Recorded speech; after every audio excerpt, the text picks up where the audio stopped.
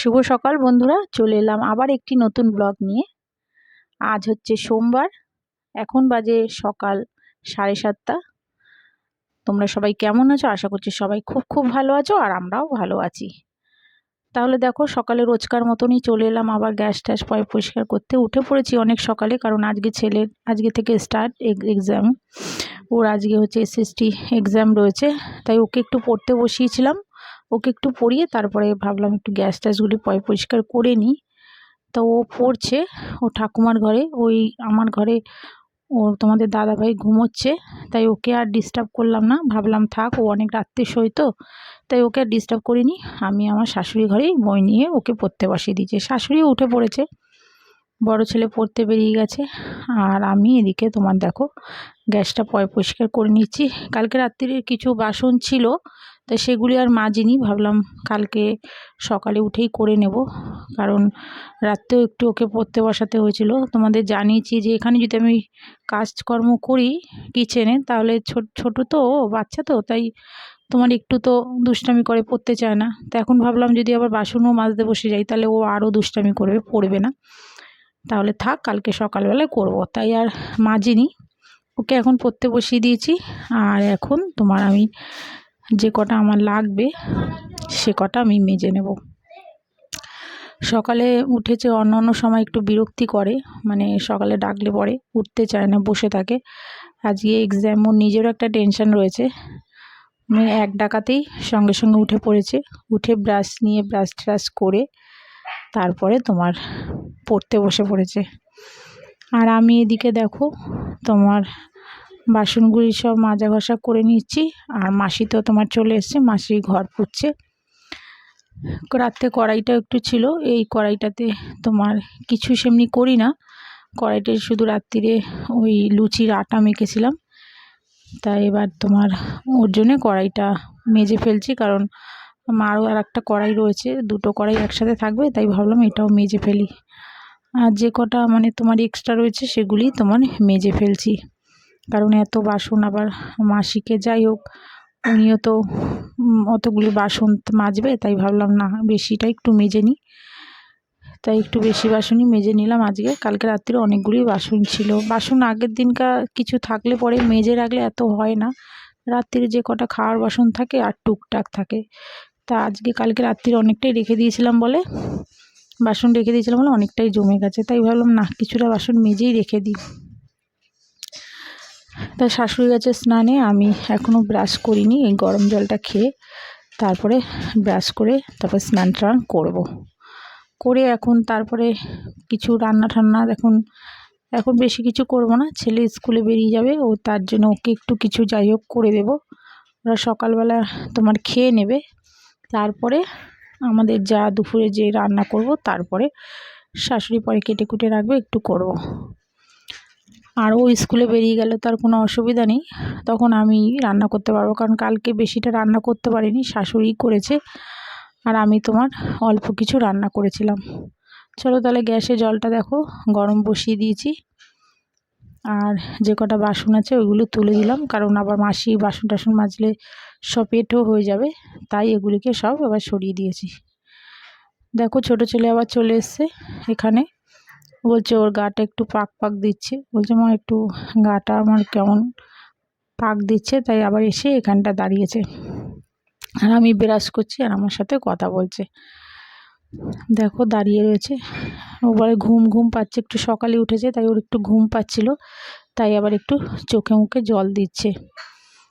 অনেকটা সকালেই তুলে দিয়েছি, 6:30 পৌনে 6টার সময় উঠেছে, তা সকালে তাড়াতাড়ি উঠে পড়েছে। দেখো আবার একটুখানি বলছে মা একটুখানি মুখটা ধুয়ে নেব, তা আবার এসে মুখ ধুতে, একবার দাঁত ব্রাশ করেছিল সকালবেলা, আবার এসে বলছে আর একবার ধোবো মুখটা। তাই আমি বললাম ধুয়ে নে, কারণ ওর আবার একটু তোমার অনেক সকালের দিকে উঠেছে, তখন ব্রাশটা ঠিক মতন করেনি, তাই আবার এখন বলছে আমি একটুখানি ব্রাশ করে নিই। দেখো মানে যতটা ফাঁকি মারা যায়, চলে গেল। এই দেখো ব্রাশটা আবার নিয়ে আবার ব্রাশটা রাখতে গেছে, আর এদিকে আমি ব্রাশ করে নিচ্ছি। আর তারপরে ওকে আবার একটু পড়াতে বসাবো। দেখো আবার এখানে এসছে পড়তে, এটা আমার ঘরে আবার বসে পড়ছে। তোমাদের দাদা ভাই এই পাশে শুয়ে রয়েছে, সেটা তোমরা দেখতে পাচ্ছ না, ওটা আমি মানে ভিডিওতে তুলিনি, ও ঘুমোচ্ছে। এদিকে আমি পড়াচ্ছি ওকে বসে বসে, আর ওর দাদা দূর থেকে এই ভিডিওটা করছে দেখো। এদিকে দেখো, তারপর দেখো ও স্কুলে বেরিয়ে গেছে, এবারে খাইয়ে ঠাইয়ে দিয়ে বেরিয়ে গেছে। তারপরে তোমার চলে এলাম ঘর দোর পরিষ্কার করতে। এখন আর কোনো তাড়া নেই, আস্তে ধীরেই করছি, চলে আসবে বেশিক্ষণের পরীক্ষা না, 2.5 ঘন্টার পরীক্ষা, 3:15 মধ্যে চলে আসবে। তাই একটু তোমার শাশুড়ি ওইদিকে করছে, কাটাকুটি করছে, আমি ভাবলাম আগে ঘরটা পরিষ্কার করে নিই, তারপরে তোমার রান্না করব। কয়েকটা কাঁচা ধোয়াও রয়েছে, সেগুলো একটু ভিজিয়ে রেখে দিয়েছি, পরে করে নেব। তাই আগে বিছানাটা পরিষ্কার করে নিই, ঘরটা না পরিষ্কার করলেও ভালো লাগে না। তাই তোমার ভাবলাম আগে বিছানাটা পরিষ্কার করে নিই, তারপরে যাব রান্নায়। তা আজকে আর তোমার চাদরটা মানে বিছানা চাদরটা তুলিনি, ভাবছি কালকে তুলবো, কারণ তোমার বুধবার দিনই তোমার সরস্বতী পুজো, ঘরে একটু করব, প্রতি বছরই করি সরস্বতী পুজো, তাই ভাবলাম আজকে আর চাদরটা তুলবো না, তা তোমার কালকে তুলে দেবো। তাই এই চাদরটাই আবার রেখে দিলাম। যারা যারা এখন আমার ব্লগটা দেখছো, প্লিজ তোমাদের সবাইকে বলছি একটা লাইক, শেয়ার, সাবস্ক্রাইব করো, আমার পাশে থেকো, আমাকে একটু সাপোর্ট করো। আর যারা যারা সাবস্ক্রাইব করছো তাদের অসংখ্য ধন্যবাদ, আর আমাদের সবার পরিবার থেকে অনেক ভালোবাসা। তাহলে দেখো এবার তোমার হয়ে গেছে, বিছানাটা এবার তুলে দিচ্ছি, কোল বালিশ দুটো রেখে দিচ্ছি, আর যে কটা বালিশ থাকে সবই আমি তোমার খাটের নিচে যে বাস্কেট আছে তার ভেতর সব ঢুকিয়ে দিই। ড্রয়ারের ভেতরে তোমার বাস্কর মতন করা রয়েছে, মানে বক্স খাট, এটাই বক্সের ভেতরেই আমি ঢুকিয়ে রাখি বালিশগুলি, আর কোল বালিশ দুটো ঢোকানো যায় না, ওগুলি বাইরে থাকে। দেখো এবারে কিছু জামা কাপড়ও বাইরে মেলেছিলাম, সেগুলি আবার দেখো তুলে নিয়ে এলাম, এগুলি শুকিয়ে গেছে। আর এখন এত চড়ুই পাখির উৎপাত হয়েছে, মানে জামা কাপড় একটু বেশিক্ষণ মেলে রাখলেই জামা কাপড়ের মধ্যে পটি করে দিচ্ছে, সেটা আবার ডবল করে ধুতে হচ্ছে।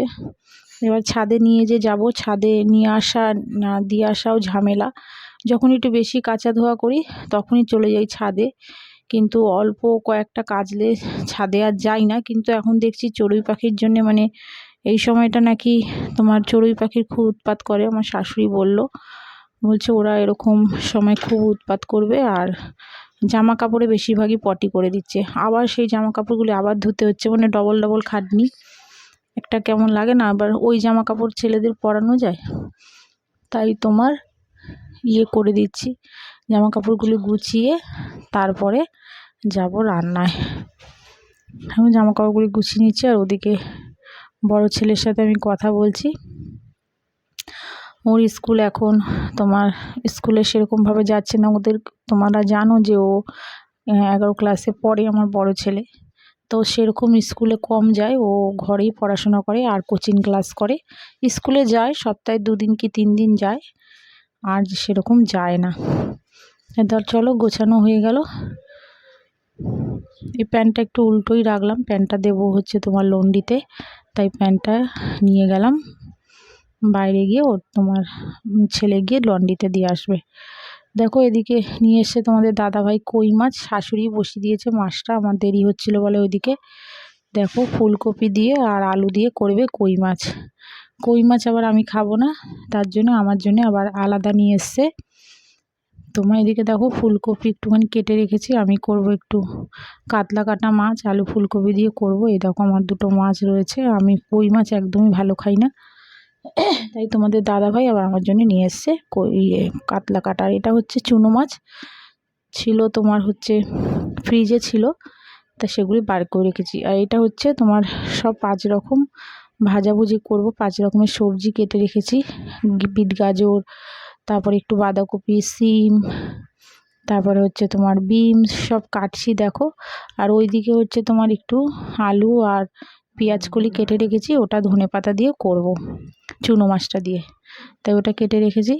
দেখো এবার দুটো গ্যাসই বসিয়ে দিয়েছি, শাশুড়ি কই মাছটা হয়ে গেছে নামিয়ে ফেলেছে, এবার আমি তোমার একটাতে বসিয়ে দেব তোমার চুনো মাছ, আর একটাতে আমার মাছটা একটু বসিয়ে দেবো, ফুলকপি আলু দিয়ে ঝোল করব। ঝোল বলতে একটু গায়ে গায়ে মাখা করব, ওই দিয়ে আমার খাওয়া হয়ে যাবে। আর চুনো মাছটা তো করছি।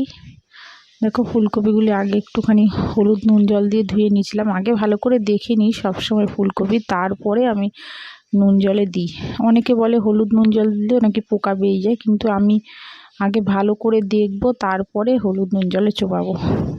আমার যেন মনে হয় হলুদ নুন জলে দিলেও যেন যদি পোকা থেকে যায়, একটা কি বলবো, আমার ম্যানিয়াই বলতে পারো, কিন্তু তা হলেও আমি দেখে খাই সব সময়। দেখো এটাতে এবার মাছটা ভেজে নেব, চুনো মাছটা। আর তোমার দুটো শুকনো লঙ্কা দেখো ফোড়ন দিলাম। এটা একটু আগে ভাজাটা বসাবো, তারপরে চুনো মাছটা করবো, তাই দুটো শুকনো লঙ্কা ফোড়ন দিলাম আর দিয়ে দিলাম একটু কালো জিরে। এরকম করে ভাজলে সত্যি খুব সুন্দর হয়।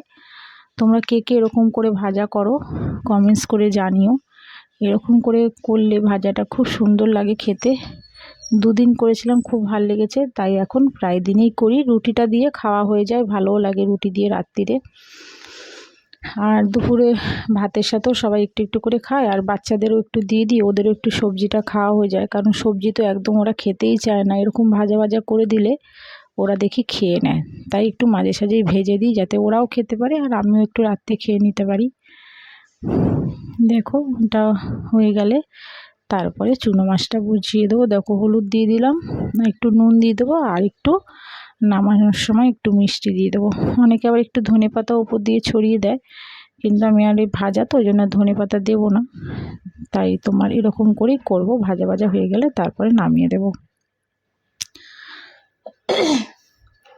ছেলে গেছে এক্সাম দিতে, এখন ওরও একটা টেনশান আমার রয়েছে।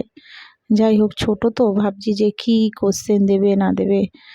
মায়েদের হয় না বেশি চিন্তা, সত্যি মায়েদের চিন্তার শেষ নেই। আর ও অনেকটাই ছোট, আর ওর স্কুলটাও এটা পুরো নতুন। ও যে স্কুলে আগে পড়তো ওখান থেকে ট্রান্সফার করে আমি এই স্কুলে হরিয়ানা বিদ্যা মন্দিরে নিয়ে এসেছি। তাই এটা পুরোই ওর কাছে নতুন স্কুল। তাই কীরকম কোশ্চেন আসবে না আসবে সেরকমভাবে আমিও জানি না, ও জানে না। তাই একটু টেনশান ও ছিল।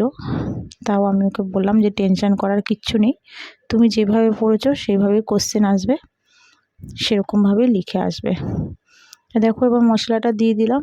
মশলাটা তোমার হলুদ নুন যেমন দিই, হলুদ নুন একটু শুকনো লঙ্কা, আর শুকনো লঙ্কাটা আবার একটু এত ভালো, এবার লঙ্কাটা একটুখানি শুকনো লঙ্কার গুঁড়োটা দিলে পরে ঝোলের কালারটা এত সুন্দর আসছে। আমি তো প্রথমে দেখে ভেবেছি বোধহয় খুব ঝাল হয়ে যাবে, লঙ্কা বোধহয় আমার হাতে অনেকটাই পড়ে গেছে, কিন্তু না, পরে খেয়ে দেখলাম যে না, ঝোলটা লঙ্কাটাই আসলে একটুখানি দিলে কালার এসে যাচ্ছে, তাই ঝাল সেরকম হয়নি, ঝোলটাও খুব সুন্দর হয়েছিল।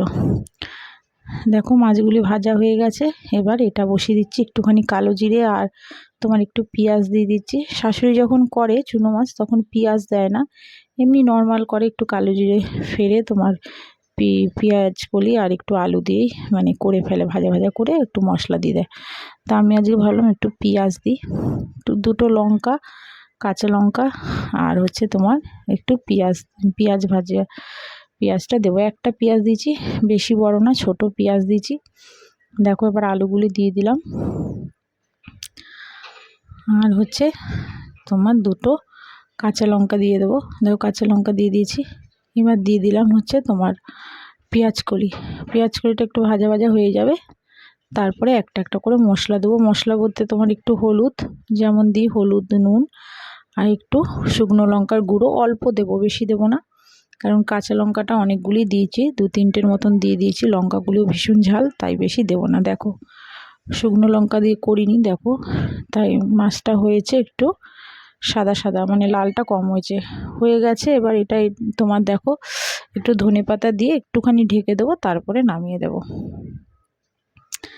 মাছটা খুব সুন্দর হয়েছে, ভালো খেয়েছে, সবাই খেয়ে বলছে খুব সুন্দর হয়েছে। দেখো সব রান্না কমপ্লিট। দেখো এবার আমি তোমাদের খুলে খুলে সব দেখাচ্ছি। এটা কই মাছ, আর এটা তোমার ঝোলটা ফুলকপি আলু দিয়ে শাশুড়ি করেছিল, আর এটা তোমার চুনো মাছের ঝাল, আর এটা ভাজাটা, সব রকম মিশিয়ে যে ভাজাটা করেছি। আর এটা দেখো ঝোলের কালারটা দেখো কি সুন্দর হয়েছে, যেটা আমি কাতলা মাছটা করেছিলাম ফুলকপি আলু দিয়ে। দেখো কলের কালারটা কত সুন্দর হয়েছে। দেখো সব হয়ে গেছে রান্না। এবার খাওয়া দাওয়া কমপ্লিট করে তারপরে আবার তোমাদের সঙ্গে দেখা হচ্ছে। এই দেখো চলে এলাম খাওয়া দাওয়া করে। একটু ফল কেটে রেখেছি, বড় ছেলে একটু খায়নি, ও না খেয়ে দেই ফল না খেয়ে বেরিয়ে গেছে। আর আমি আর ছোট ছেলে বসে ফলটা খেয়ে নিয়েছি। খেয়ে একটু রেস্ট করে তারপর আবার সন্ধ্যাবেলায় তোমাদের সঙ্গে দেখা হচ্ছে। দেখো এবারে সন্ধ্যাবেলা ছেলেরা বায়না করলো একটু রোল খাবে, ওদের রোল এনে দিলাম আর আমি করে নিলাম চা। তাহলে দেখো দেখো তোমাদের দেখে নাও, রোলটা দেখো বেশ ভালো বড়ই আর টেস্টও খেতে। তাহলে আজকের মতন ব্লগটা এখানেই শেষ করছি। টাটা।